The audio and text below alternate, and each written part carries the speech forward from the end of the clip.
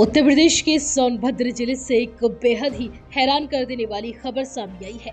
यहाँ एक चाट बेचने वाली की 18 महीने की मासूम बेटी की जलने से मौत हो गई। ये दर्दनाक हादसा शनिवार रात हुआ जब बच्ची खौलते हुए छोले के भगोने में गिर गई। सबसे हैरानी वाली बात यह है कि ठीक 2 साल पहले बच्ची की बड़ी बहन की भी खौलती हुई दाल के भगोने में गिरने से मौत हो गई थी। जानकारी के मुताबिक बच्ची का पिता शैलेंद्र अपनी पत्नी के साथ घर पर ही गोलगप्पे का सामान तैयार कर रहा था। पत्नी रसोई में छोले उबाल रही थी और किसी काम से दूसरे कमरे में चली गई।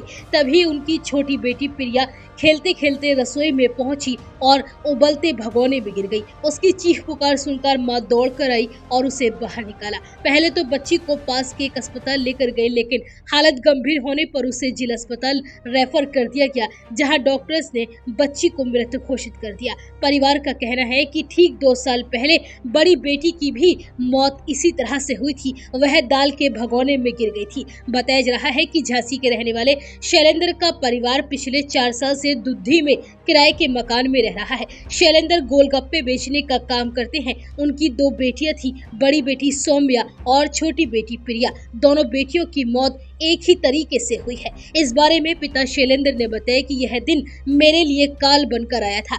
2 साल पहले ठीक इसी तारीख को मेरी बड़ी बेटी की भी मौत हो गई थी। उस दिन शाम का समय था और घर में खाना बन रहा था। एक भगोने में दाल पक रही थी और उसका ढक्कन खुला हुआ था। मैं कुछ काम कर रहा था और मेरी पत्नी चूल्हे के बगल में बैठी हुई थी। तभी मेरी बेटी खेलते हुए आई और अचानक दाल के भगोने में गिर गई। उसे हम तुरंत उठाकर अस्पताल लेकर पहुंचे, लेकिन अगले दिन उसकी मौत हो गई थी। इस घटना के ठीक 6 महीने के बाद छोटी बेटी प्रिया का जन्म हुआ था, लेकिन अब प्रिया के साथ भी ऐसी ही घटना हो गई और वो भी मुझसे छिन गई। मेरी दोनों बेटियां अब इस दुनिया में नहीं है। वहीं इस घटना के बारे में पुलिस ने बताया कि बच्ची का अंतिम संस्कार परिवार ने पुलिस को बिना बताए ही कर दिया। जब मामले की जानकारी पुलिस को मिली तो वह मौके पर पहुंची। पता चला कि यह दुर्घटनावश हादसा हुआ है। फिलहाल पुलिस अपने स्तर से इस पूरे मामले की जांच पड़ताल में गहनता से जुटी हुई है।